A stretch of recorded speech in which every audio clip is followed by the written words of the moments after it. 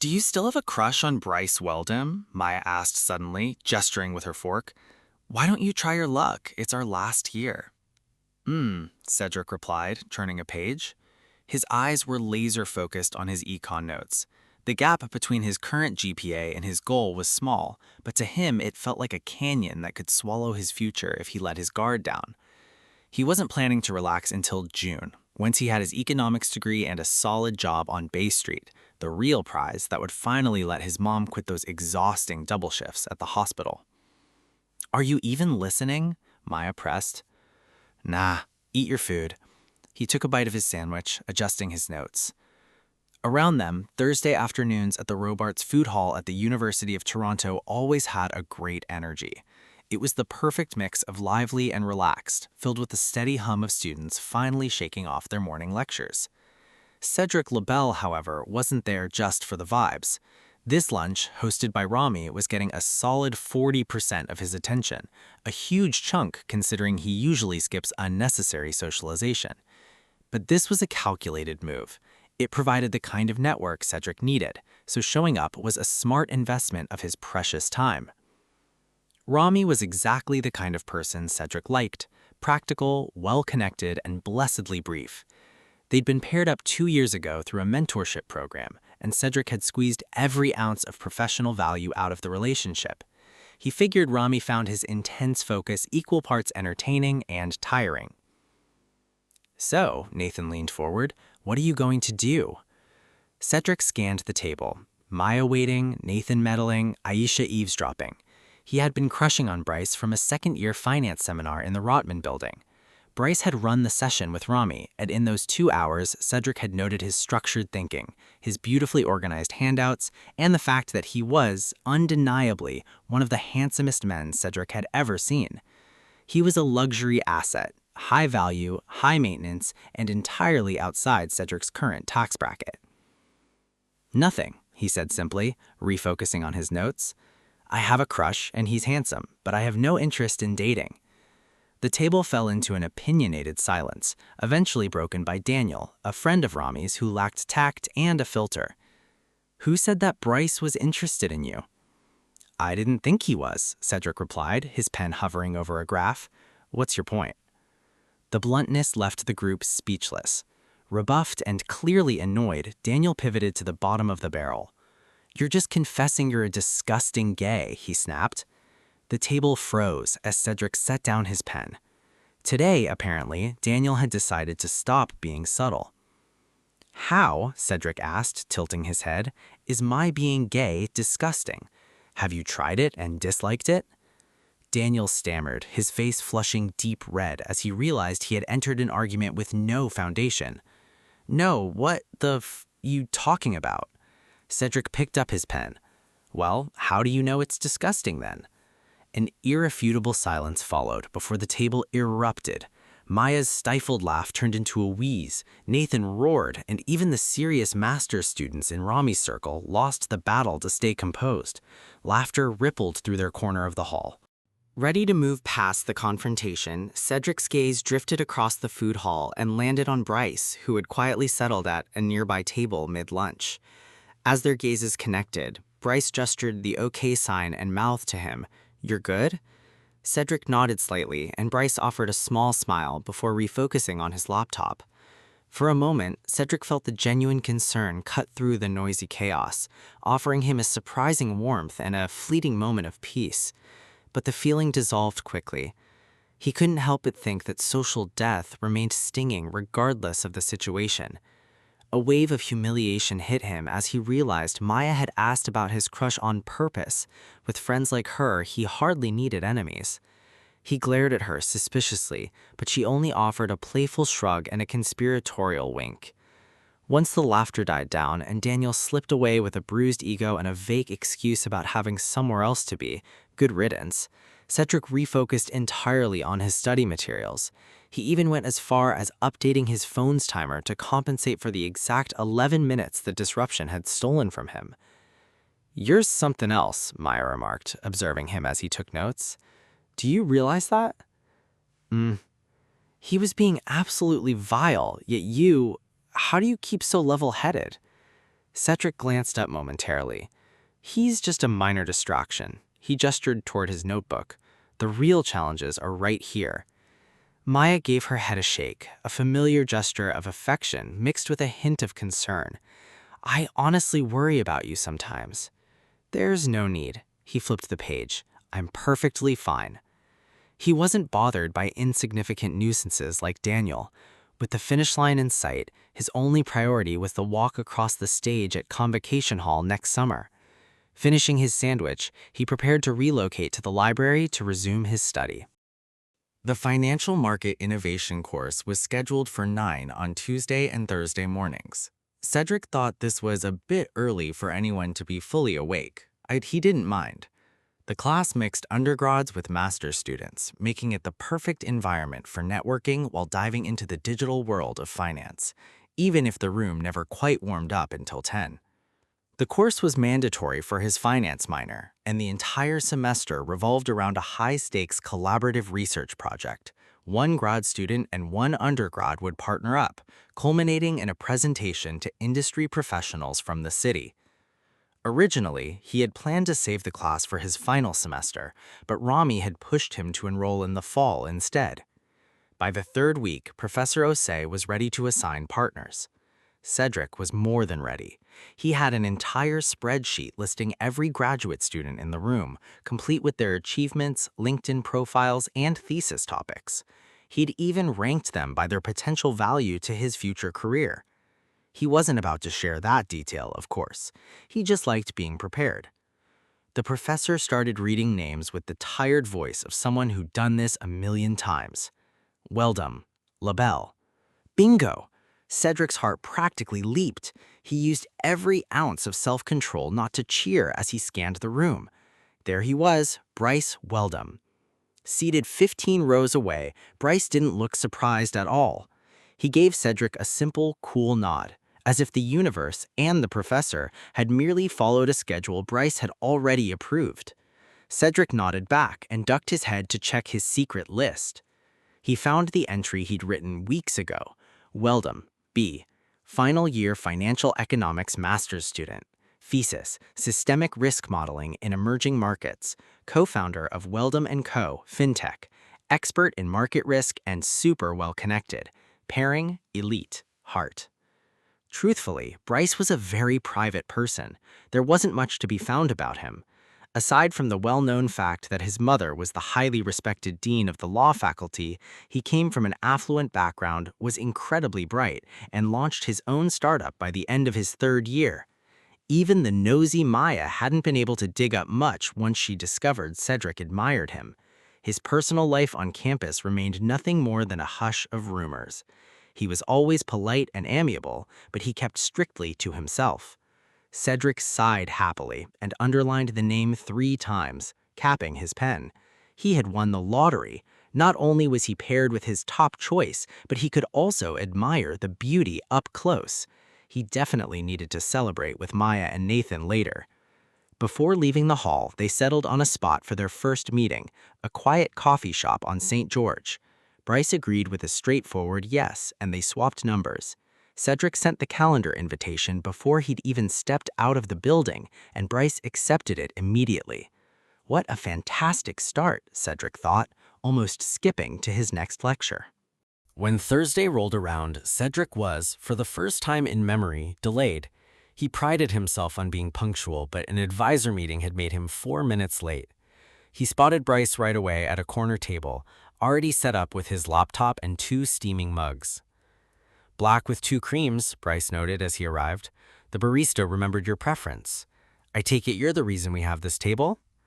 "Yeah, I used to work here, so I called in a favor," Cedric explained, taking his seat. He offered a quick, "Thanks for the coffee."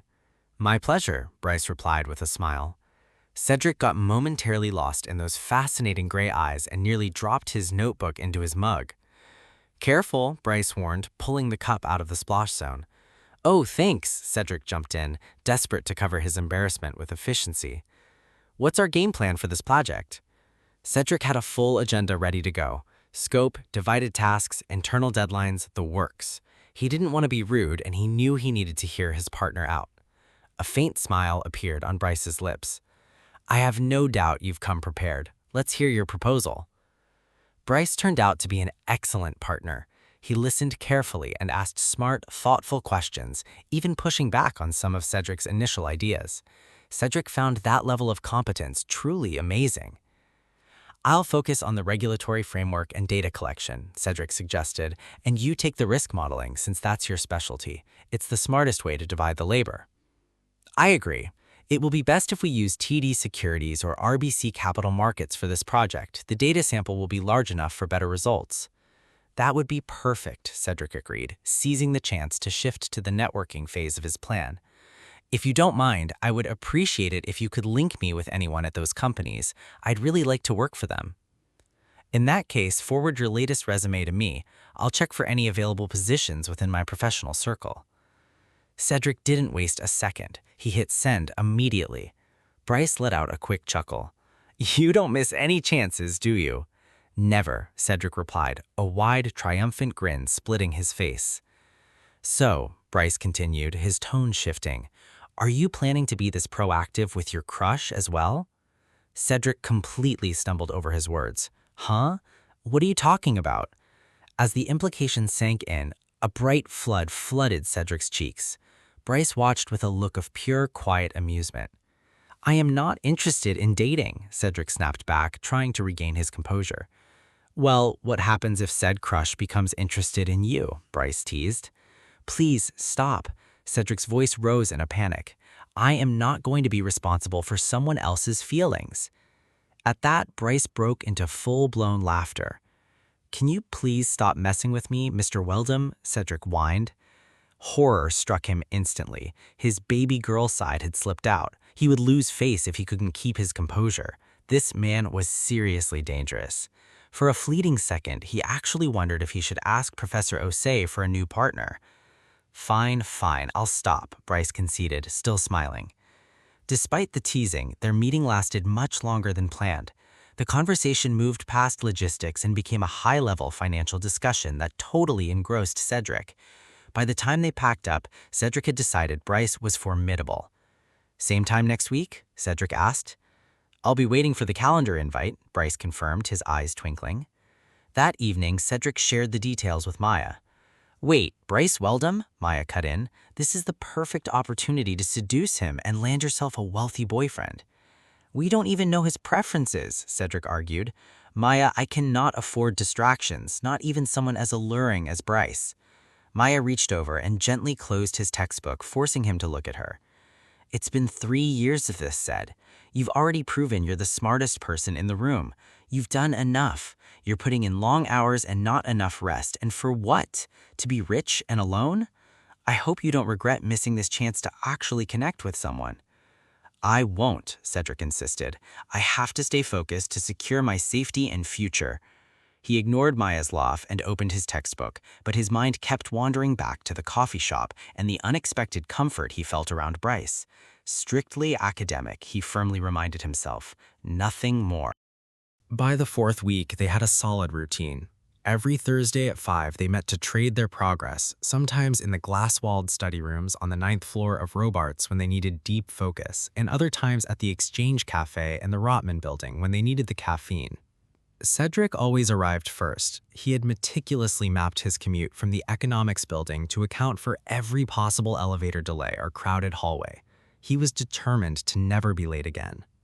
Their project was actually ahead of schedule. To manage the extra time, they had developed a tacit system. The first 45 minutes were for data modeling, and the second half was for everything else. They talked about the entrepreneur journey, the volatility of the financial world, and even the mess of campus politics.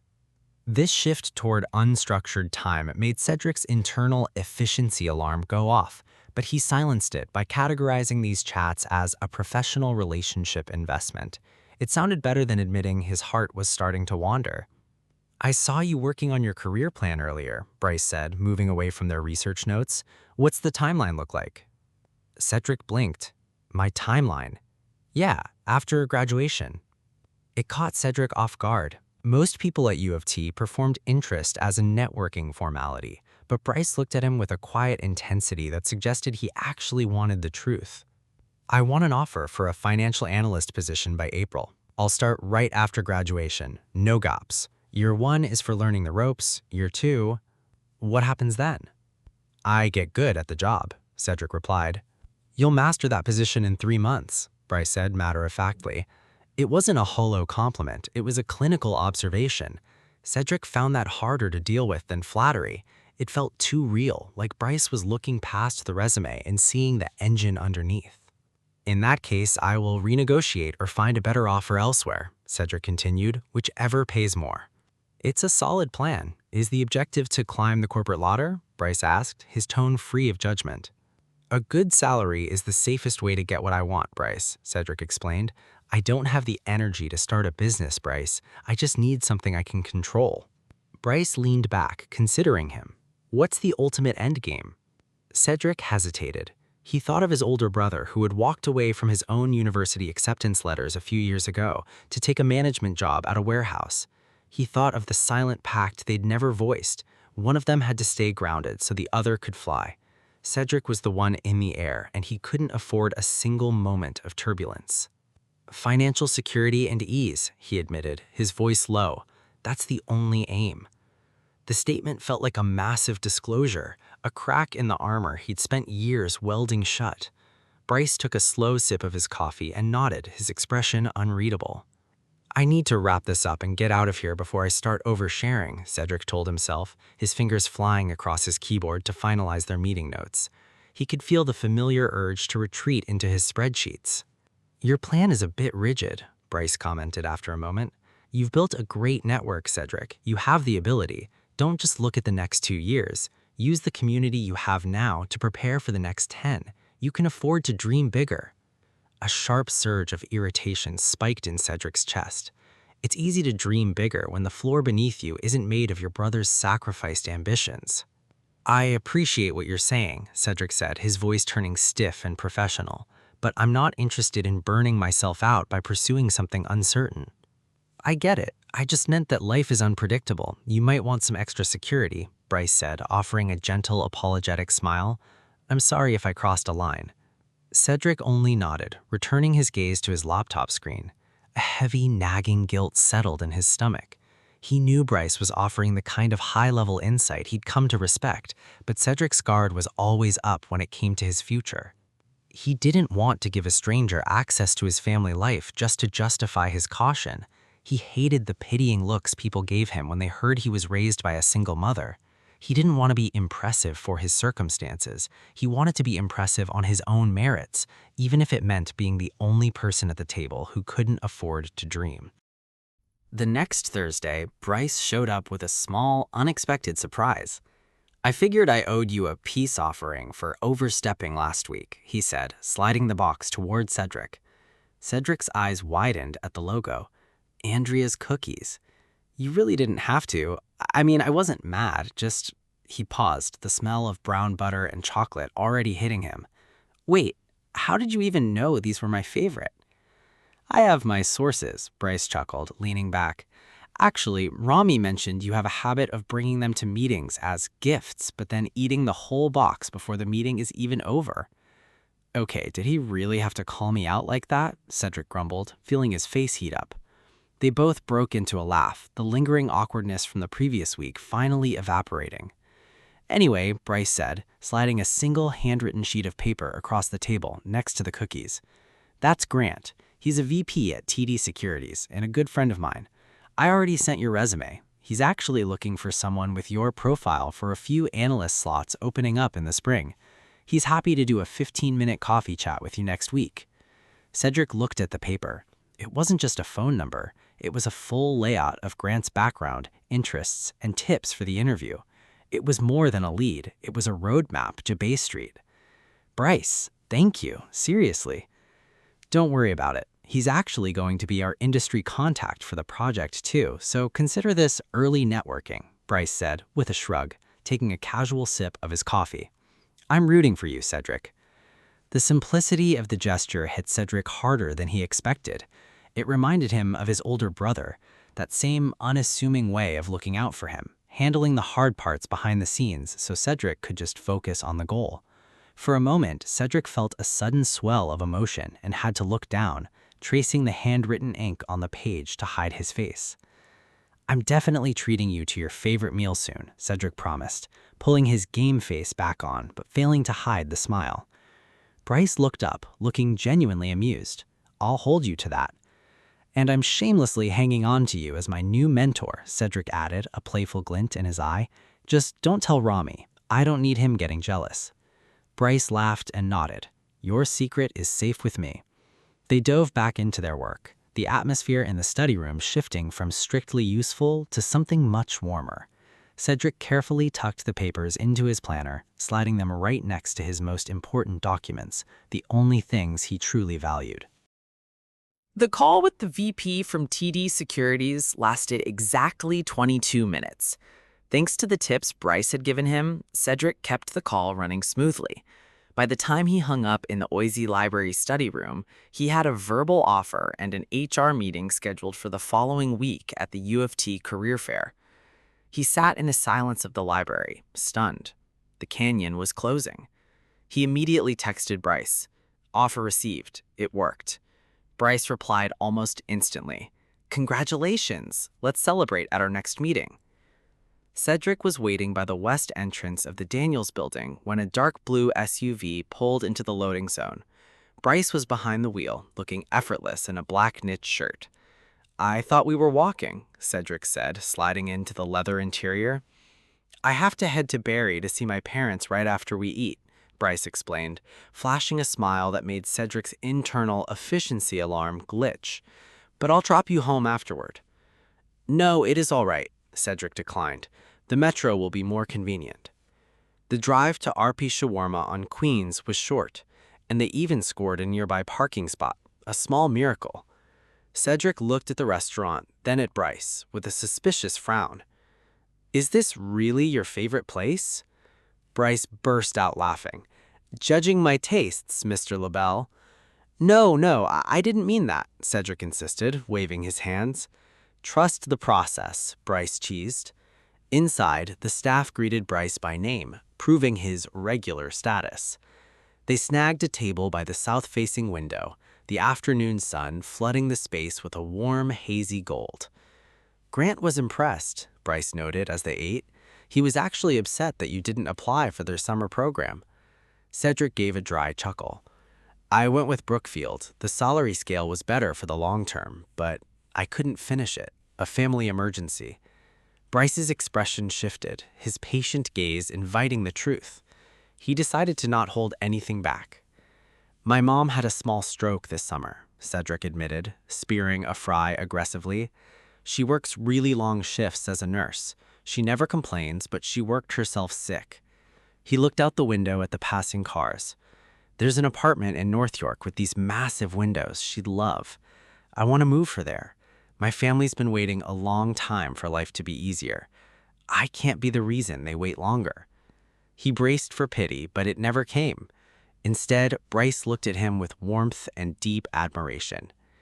"You're on the right path," Brice said softly. "She must be very proud of you." Cedric froze for a second, then smiled genuinely. "Yeah," he confirmed, "she is." They finished their meal and dove into their project notes, the setting sun casting a glow over Brice's profile. Cedric found himself distracted, tracking the way the light hit Brice's jawline. "Am I handsome?" Brice asked suddenly, not looking up from the data. "Very," Cedric blurted out. The silence that followed was absolute until Brice roared with laughter. Cedric felt his entire soul try to exit his body through his flaming red ears. Shock washed over him. His brain had clearly gone on strike. "Focus, Weldam," Cedric snapped, grabbing his highlighter like a weapon.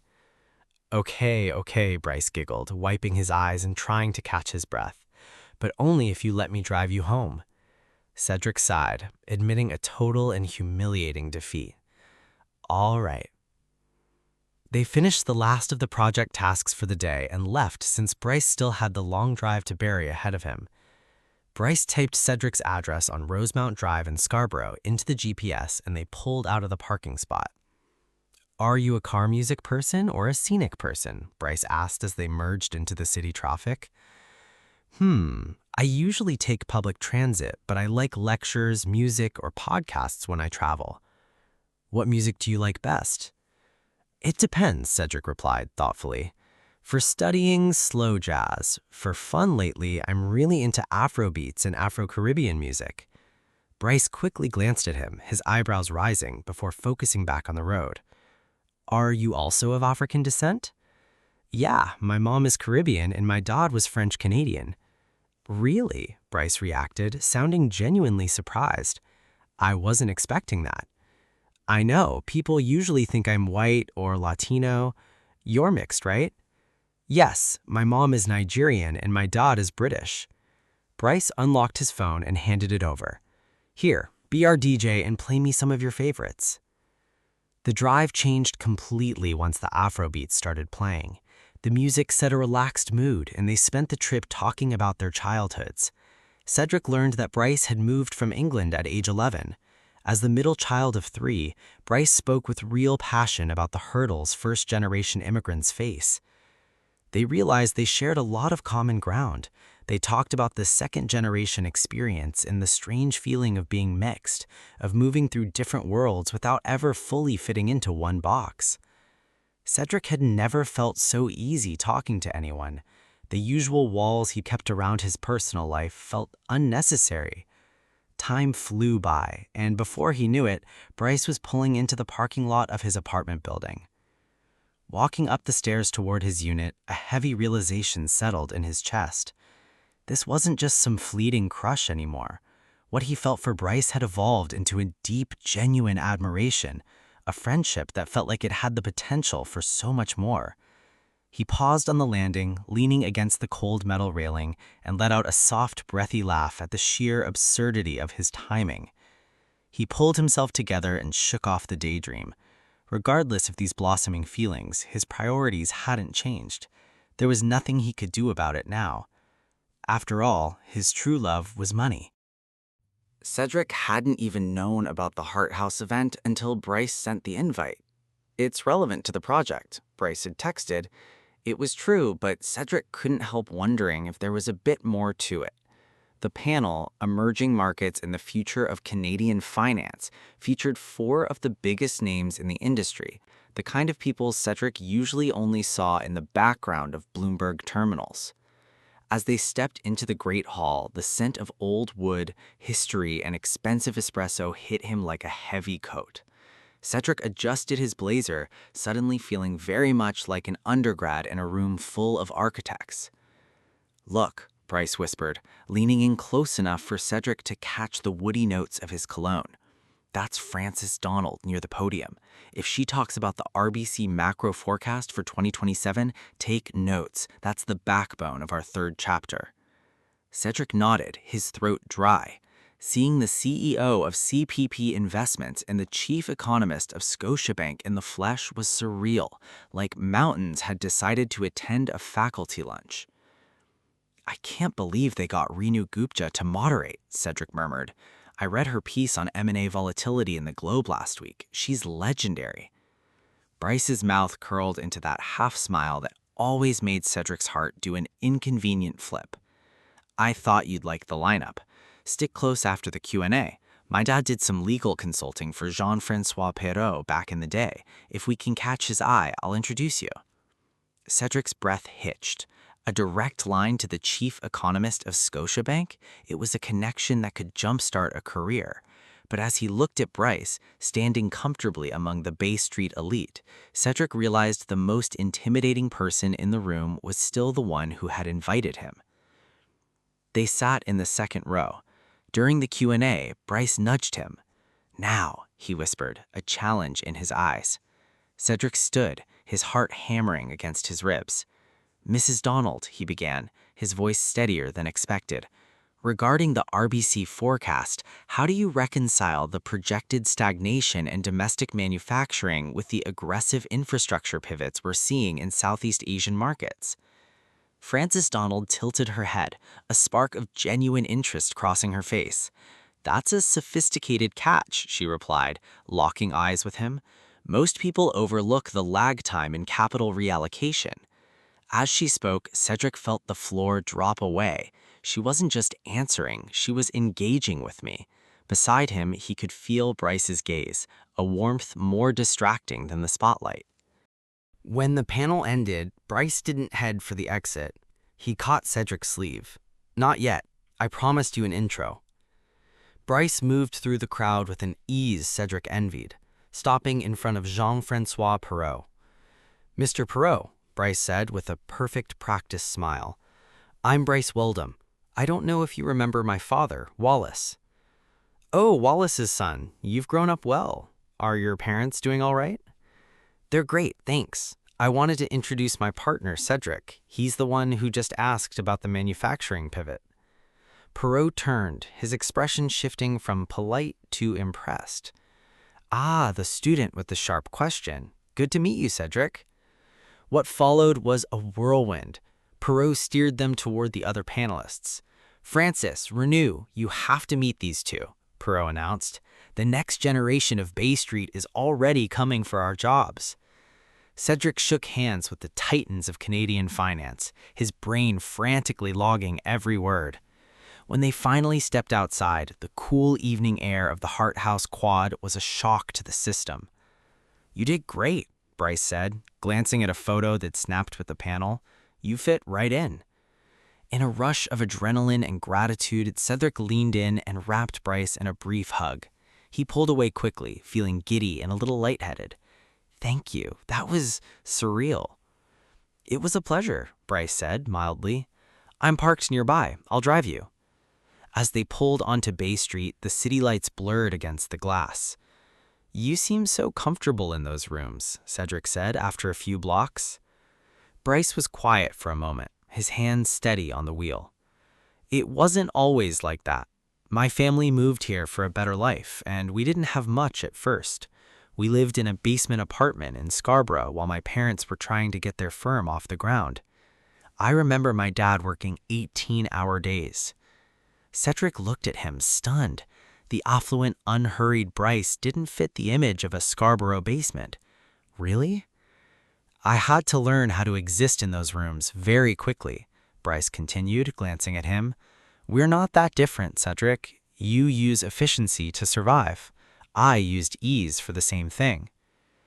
Cedric sat with that as the car hummed toward his building. It was the first time the scaffolding had truly fallen away.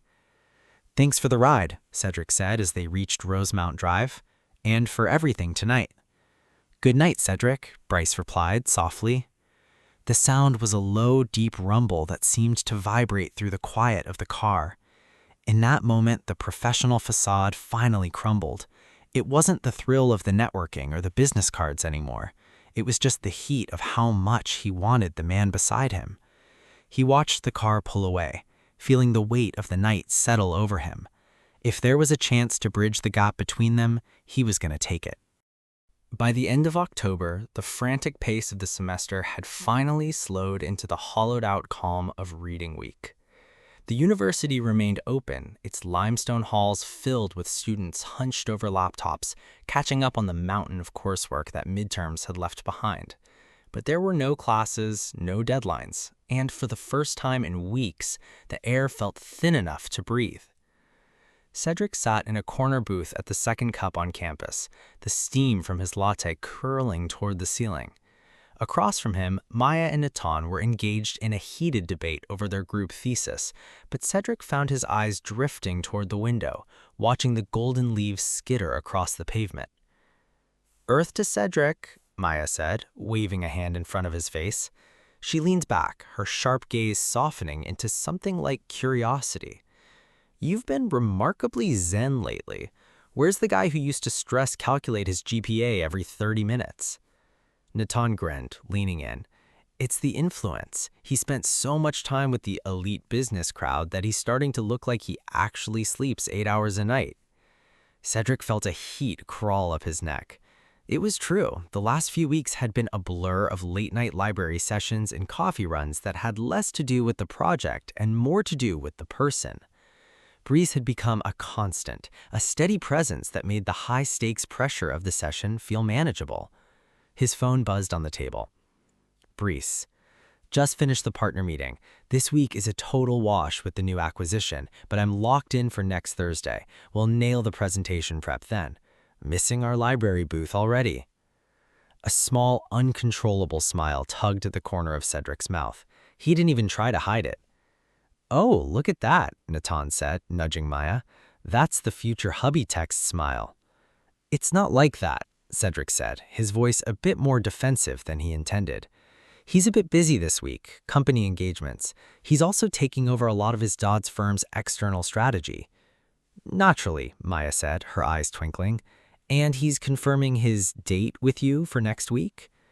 "It's a meeting to prepare for the presentation," Cedric insisted, though even he could hear how hollow it sounded.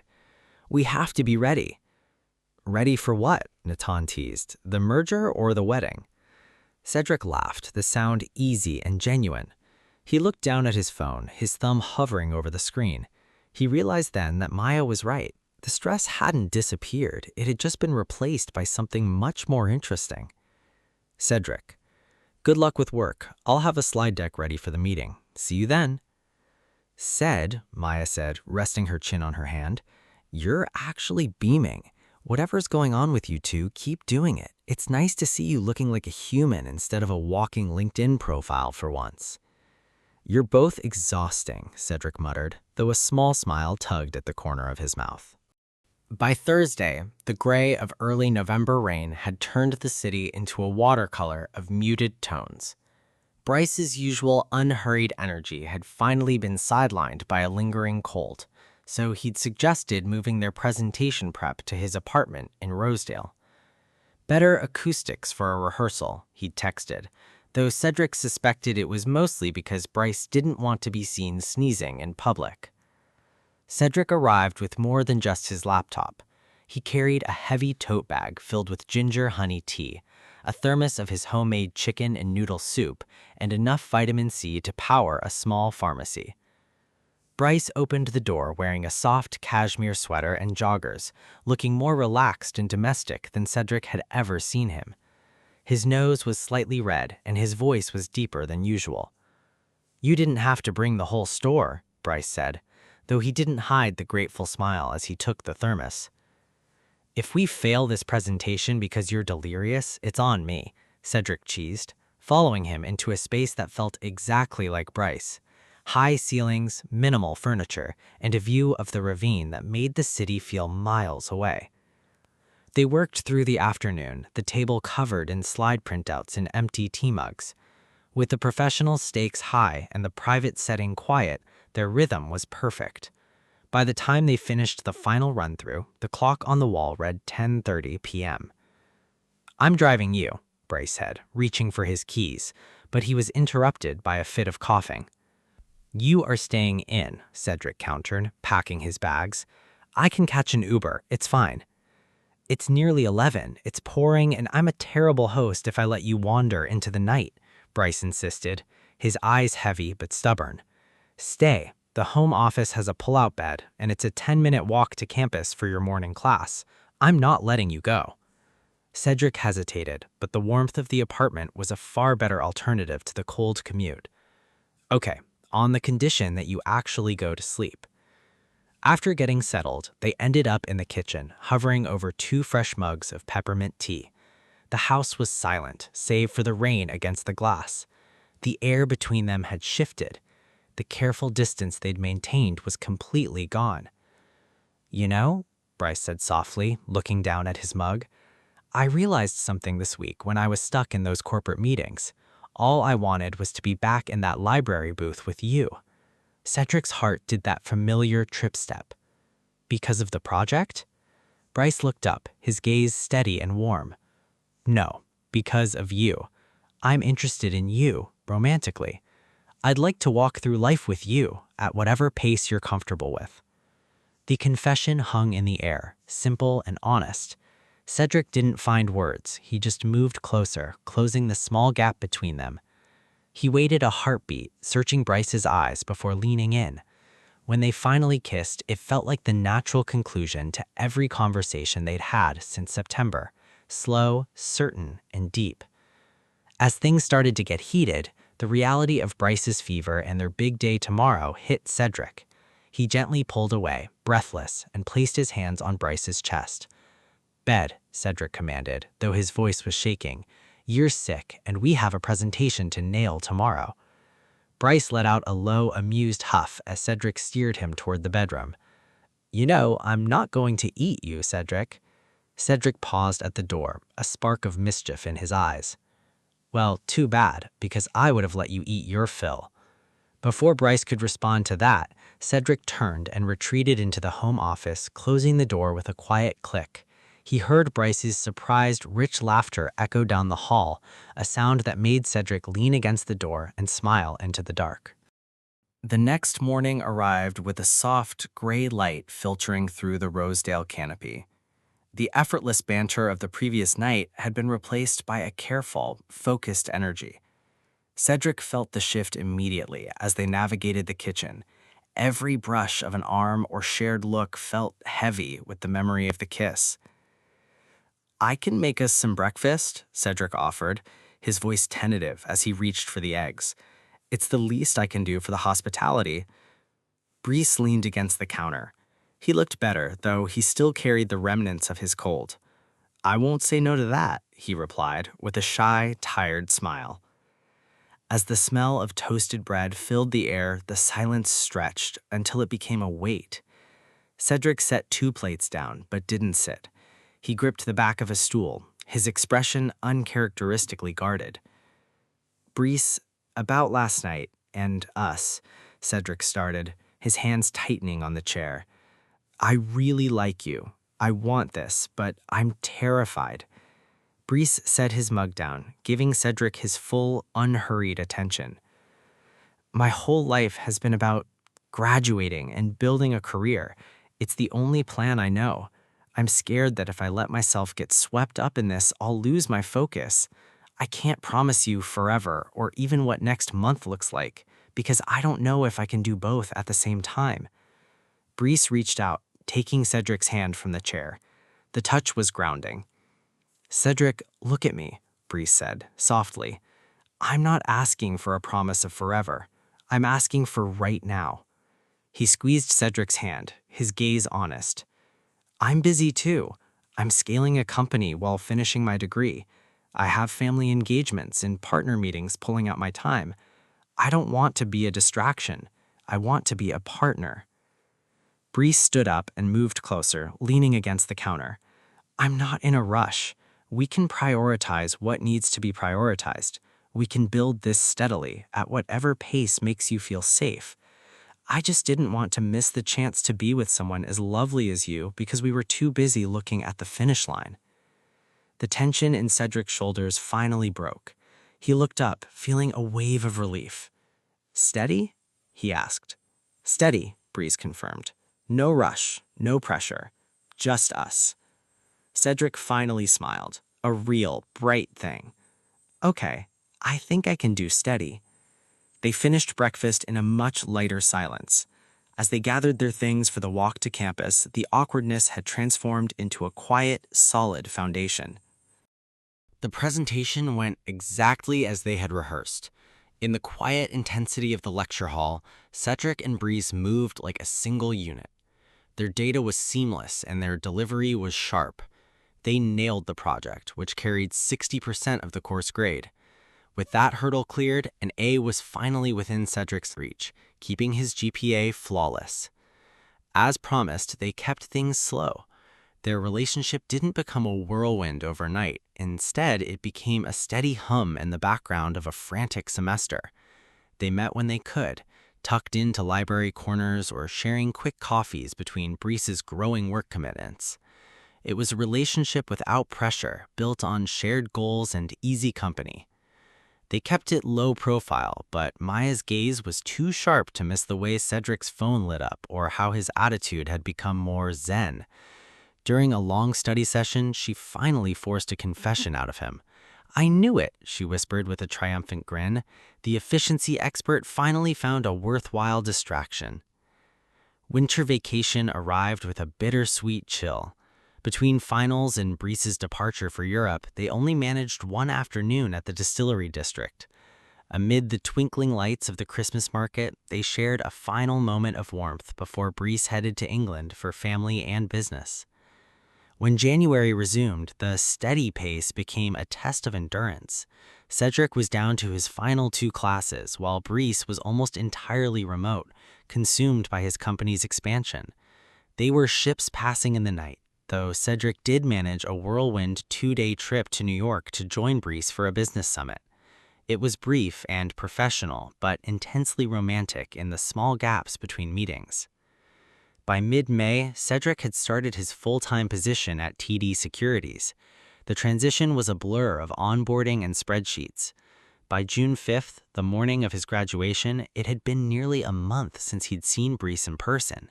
They had kept in touch through late-night video calls and exhausted texts, but the physical absence had left a hollow ache in Cedric's chest. The convocation hall ceremony went by in a haze of black robes and Latin phrases. When Cedric finally walked across the stage, graduating at the top of his class with honors, the professional validation felt immense, but his eyes were already searching the crowd. Outside, the air was thick with the smell of cut grass and celebratory flowers. Cedric found himself caught between his mother's proud, teary eyes and his big brother's loud sobbing. "I'm just so proud," his brother wailed, wiping his face with a crumpled sleeve. Cedric laughed, pulling him into a hug, but over his brother's shoulder he spotted a familiar silhouette. Brice was standing a few yards away with Rami and a few other friends. As if sensing him, Brice's gaze snapped towards Cedric's. "Excuse me for a second," Cedric murmured to his family, already moving. Brice started walking toward him at the same time. Rami reached him first, grinning as he handed over a gift. "Congrats, man. Give your mentor a hug." He didn't get the chance. Brice simply stepped forward and opened his arms. Cedric didn't hesitate. He crashed into the embrace and buried his face in Brice's shoulder. "I missed you so much," Brice murmured against his ear. When they finally pulled apart, Rami was looking between them with narrowed eyes. I smell something fishy," he teased. Brice just pushed him away with a playful shove. "Mind your business, Rami." Brice handed Cedric a gift bag and 2 beautiful bouquets. Cedric blinked. "2? One is for your mom," Brice said, his smile shy but certain. Cedric led them back to his family. Soon Maya and Natan joined the group and the afternoon turned into a joyous mix of photos and laughter. After a celebratory meal with his family, Cedric met Maya and Natan at the Madison Avenue pub. The familiar, low-lit chaos of the Maddie was the perfect end to the day. It wasn't long before Brice arrived, shedding his polished corporate exterior for a simple sweater and a look of pure relief. On the crowded dance floor, Cedric felt Brice's hand slide into his. There was no more talk of macro forecasts or models. As they danced, Cedric realized he hadn't just graduated into a career. He had graduated into the life he had always wanted, with the man he had been brave enough to accept.